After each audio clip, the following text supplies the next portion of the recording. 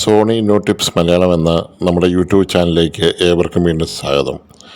ഇത് സോണിയുടെ ഒരു 40 inch 40R352D എന്ന് പറഞ്ഞൊരു ടി വിയാണ്. ഇതിൻ്റെ ബാക്ക് ലൈറ്റ് LED ഈ കംപ്ലൈൻ്റ് ആയിരിക്കുകയാണ്. കംപ്ലൈൻ്റ് എന്ന് പറഞ്ഞാൽ സെറ്റ് സ്റ്റാൻഡ് ബൈ ആയി പോവും, റെഡ് ലൈറ്റ് ബ്ലിങ്ക് ചെയ്തുകൊണ്ടിരിക്കും. അപ്പോൾ അത് നമ്മൾ സോൾവ് ചെയ്യാൻ വേണ്ടി പോവുകയാണ്. അതിൻ്റെ ഫ്രണ്ടിലത്തെ ലോക്കുകൾ വളരെ സൂക്ഷ്മമായിട്ട് എടുക്കണം. ലോക്ക് പൊട്ടാതെ പ്ലാസ്റ്റിക്കാണ്. അതിൻ്റെ കറക്റ്റ് ടൂൾ ഉപയോഗിച്ച് വേണം അതെടുക്കാൻ. സെറ്റ് അഴിച്ചതിന് ശേഷം അത് ആ ടൂളെടുത്ത് ഫ്രണ്ട് എടുത്തതിന് ശേഷം ഇതുകൊണ്ട് ഒരു തകിടുണ്ട്. ആ തകിട് 2 സ്ക്രൂ ഉണ്ട്. ആ സ്ക്രൂ എടുത്ത് ആ തകിടെടുത്ത് മാറ്റുക. പിന്നെ 2 ലോക്ക് സിസ്റ്റം കൂടെ ഉണ്ട്. ലെഫ്റ്റിനും റൈറ്റിനും 2 ലോക്കുണ്ട്. ആ ലോക്കും കൂടെ എടുത്ത് മാറ്റുന്നത് കൊണ്ട് ഇതിനകത്ത് മൊത്തം വണ്ടാണ്. ഈ റബ്ബർ തോട്ടത്തിലൊക്കെ കാണുന്ന കൂട്ടൊരു മുഗ്ലി വണ്ട് എന്നൊക്കെ പറയും. അങ്ങനെ ഒരു വണ്ടാണ് മൊത്തം.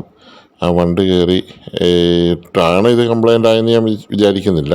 ഇത് പഴക്കം കൊണ്ട് ആയത് ഒരു 10-13 വർഷം പഴക്കമുള്ള ടി വിയാണിത്. അതുകൊണ്ട് അത് കംപ്ലൈൻ്റ് ആയതാണ്. LED എല്ലാം അത്രയും വർഷം കത്തിക്കഴിയുമ്പോൾ അതിന് കംപ്ലൈൻറ്റ് വരും. ചിലപ്പോൾ 1-2 LED ഒക്കെ സ്റ്റെപ്പൊക്കെ പോയിട്ട് കാണുകയുള്ളൂ. പക്ഷെ നമ്മൾ മാറുമ്പം നമ്മൾ ഇത്രയും ത്യാഗം സഹിച്ച് എല്ലാം എടുത്ത് മാറ്റി കംപ്ലീറ്റ് പാനലും എല്ലാം മാറ്റി എടുത്ത് മാറ്റിയിട്ട് നമ്മൾ സർവീസ് ചെയ്യുന്നതുകൊണ്ട് ഫുൾ LED സെറ്റോടെ മാറിയില്ലെങ്കിൽ വീണ്ടും ഓരോന്നായിട്ട് ഇങ്ങനെ പൊയ്ക്കൊണ്ടിരിക്കും, കംപ്ലൈൻറ്റ് വരും.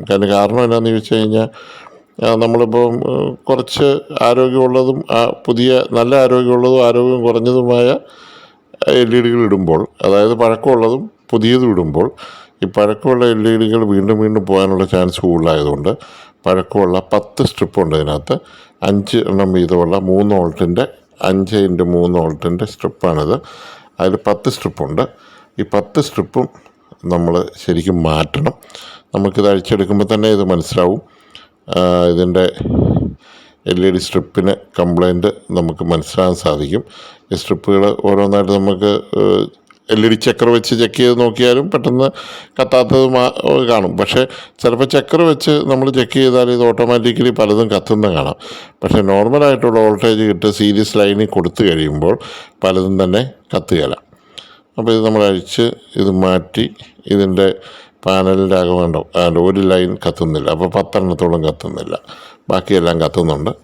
അപ്പോൾ 10 എണ്ണം 50 എണ്ണം ഉള്ളതിൽ 10 എണ്ണം പോയിരിക്കുകയാണ്. പക്ഷെ നമ്മൾ 10 എണ്ണമായിട്ട് മാറിയാൽ ഒക്കത്തില്ല. 50 എണ്ണവും മാറ്റണം. 50 LED മാറ്റി ഇതുണ്ട്. ഓരോ സ്ട്രിപ്പ് അതിൻ്റെ സ്ട്രിപ്പിൻ്റെ അകലമാണ് അത് കാണിക്കുന്നത്. അത് പല നീളത്തിലുള്ള സ്ട്രിപ്പുകളുണ്ട്.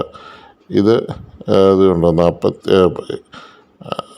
അതിൻ്റെ അകലം അനുസരിച്ച് ആ നീളം കറക്റ്റായിട്ടുള്ള സ്ട്രിപ്പ് തന്നെ എടുക്കണം.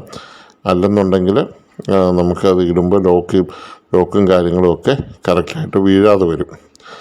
അപ്പോൾ ഇത് കണ്ട് ഇത് കംപ്ലീറ്റ് കോപ്പർ കോട്ടിംഗ് ഉള്ള ടൈപ്പ്, പുതിയ കൂടിയ ടൈപ്പ് ഒറിജിനൽ LED ആണ് നമ്മൾ എടുത്തിരിക്കുന്നത്. പഴയ LED കംപ്ലീറ്റ് നമ്മൾ ഓരോന്നും മാറ്റുന്നു. മാറ്റിയതിന് ശേഷം നമ്മൾ ഈ പുതിയ ടൈപ്പ് നല്ല ക്വാളിറ്റിയുള്ള ഒറിജിനൽ കോപ്പർ ടൈപ്പ് LED സ്ട്രിപ്പുകൾ ഇടുകയാണ്.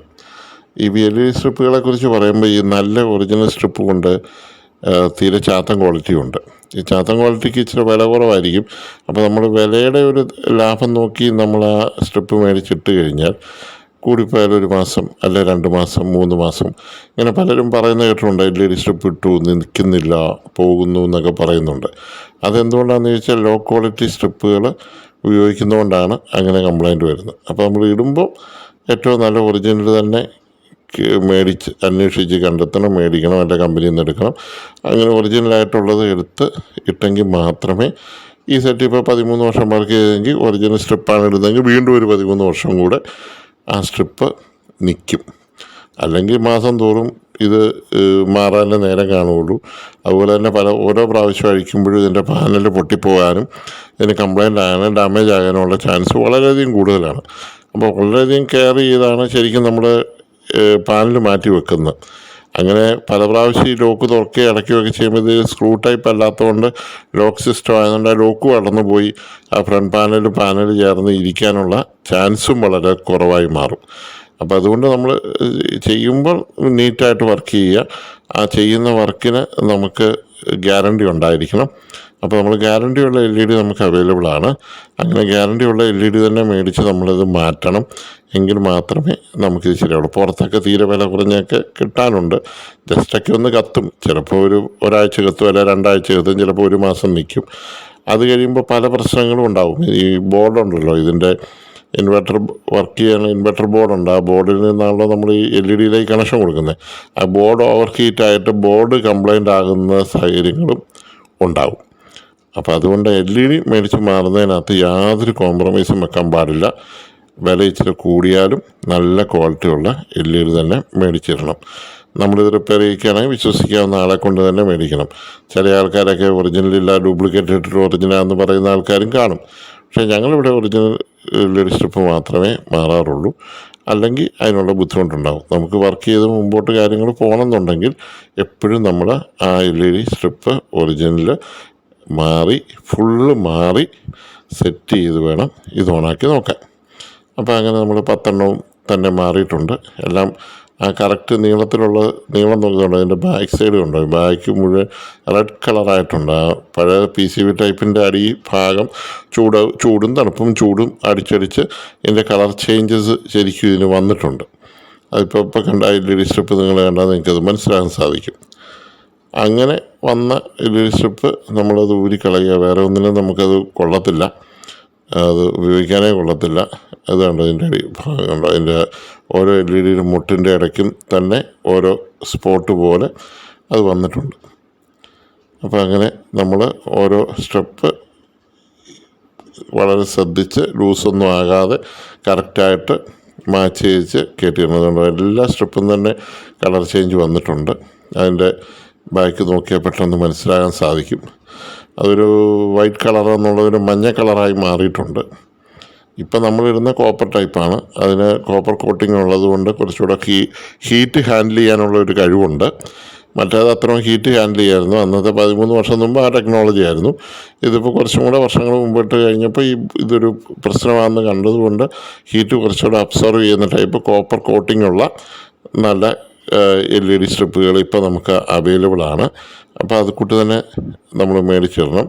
പിന്നെ അലുമിനിയത്തെ പിടിപ്പിച്ച് വരുന്ന ടൈപ്പുണ്ട്. അത് ഹീറ്റ് അബ്സർവ് ചെയ്യുന്നൊക്കെ പറയാം. അത് എനിക്ക് ലോക്കലായിട്ട് ഉണ്ടാക്കുന്നതായിട്ടാണ് എനിക്ക് മനസ്സിലായിട്ടുള്ളത്. അത് പെട്ടെന്ന് തന്നെ ഡാമേജ് ആയി പോകുന്നതും കണ്ടിട്ടുണ്ട്. പിന്നെ അതിന് വെളിച്ചം കുറവുണ്ട്, കളർ ചേഞ്ച് ഉണ്ട്. ചില LED സ്ട്രിപ്പൊക്കെ നീല കളറായി മാറിപ്പോകുന്നൊക്കെ ഞാൻ കണ്ടിട്ടുണ്ട്. ഏറ്റവും കൂടുതൽ അത് കണ്ടിരിക്കുന്ന LGക്കകത്താണ്. ബ്ലൂ കളറിലേക്ക് ഈ വൈറ്റ് LED ബ്ലൂ മാത്രമായി മാറിപ്പോവും. അപ്പോൾ റെഡും ഗ്രീനും ബ്ലൂവും കൂടെ ഇട്ടാണല്ലോ നമ്മൾ വൈറ്റ് എന്ന് പറഞ്ഞ കളർ ഉണ്ടാക്കുന്നത്. അപ്പോൾ അതിൻ്റെ കോമ്പിനേഷനിലുണ്ടാകുന്ന എന്തെങ്കിലും മാറ്റം ആയിരിക്കാം. ഇതാണ്ട് LED ഫുൾ LED നമുക്ക് കത്തിയിട്ടുണ്ട്. ഇത് കംപ്ലീറ്റ് ഓക്കെ ആയിട്ടുണ്ട്. 50 LEDയും കത്തിയിട്ടുണ്ട്. അപ്പോൾ നമ്മുടെ വർക്ക് തീർന്നു. ഇനി സെറ്റ് നമുക്ക് പൂർണ്ണമായിട്ട് പാക്ക് ചെയ്താൽ മതി. അപ്പോൾ നമ്മുടെ ചാനൽ ഇതുവരെ സബ്സ്ക്രൈബ് ചെയ്തിട്ടില്ലാത്തവരൊക്കെ ഒന്ന് സബ്സ്ക്രൈബ് ചെയ്യുക, ഒന്ന് ലൈക്ക് അടിക്കുക. അപ്പം നമുക്ക് നാട്ടിലുള്ള എല്ലാ മെക്കാനിക്കുകൾക്കൊക്കെ ഉപകാരപ്പെടാൻ വേണ്ടിയിട്ടാണ് നമ്മളിത് ചെയ്യുന്നത്. അപ്പോൾ നമ്മൾ സബ്സ്ക്രൈബ് ചെയ്തെങ്കിൽ മാത്രമേ, ബെല്ലൈക്കണും നമ്മൾ എനേബിൾ ചെയ്തെങ്കിൽ മാത്രമേ നമുക്ക് ഓരോ വീഡിയോസ് വരുമ്പോൾ തന്നെ നമുക്ക് നോട്ടിഫിക്കേഷൻ വരുള്ളൂ. അപ്പോൾ പുതിയ കംപ്ലൈൻറ്റുകൾ വരുമ്പോഴത്തേക്കും നമ്മളത് വീഡിയോ നമ്മൾ ചെയ്തിടുമ്പോൾ നമുക്കത് കൃത്യമായിട്ട് കാണാൻ പറ്റും. അപ്പോൾ നമുക്ക് ഇതിൻ്റെ ഫിറ്റിങ്ങും കാര്യങ്ങളൊക്കെ നോക്കാം.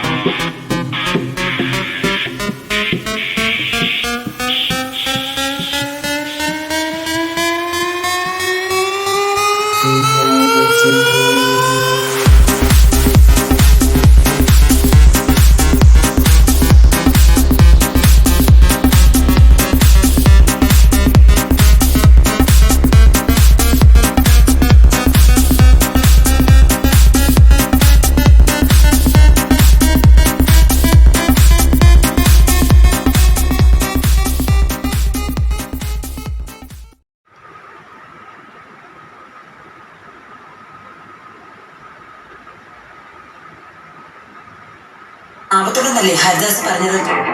എന്തൊക്കെയോ പ്രശ്നങ്ങളുണ്ട് ഡോക്ടർ. നമുക്കതൊന്നും അറിയേണ്ട കാര്യമില്ല. ഹരിദാസിനെ വിളിച്ച് വിവരം പറ. അയാൾ വന്ന് കൊണ്ടുപോയിക്കോട്ടെ. കാല് വയ്യാത്തതല്ലേ? പിന്നെ സ്പെയർ വാക്കിംഗ് സ്റ്റിക്ക് ഉണ്ടെങ്കിൽ ഒരെണ്ണം കൊടുത്തേക്ക്. തനിക്ക് ഇവരുമായിട്ട് എന്തെങ്കിലും ബന്ധമുണ്ടോ? ഇല്ല ഡോക്ടർ. അവരുടെ കേസിൽ അമിതമായ താല്പര്യം കാണിക്കുന്നോണ്ട് ചോദിച്ചതാ. ശരി, ഹരിദാസിനെ വിളിക്കും. ശരി, ഓക്കെ ഡോക്ടർ.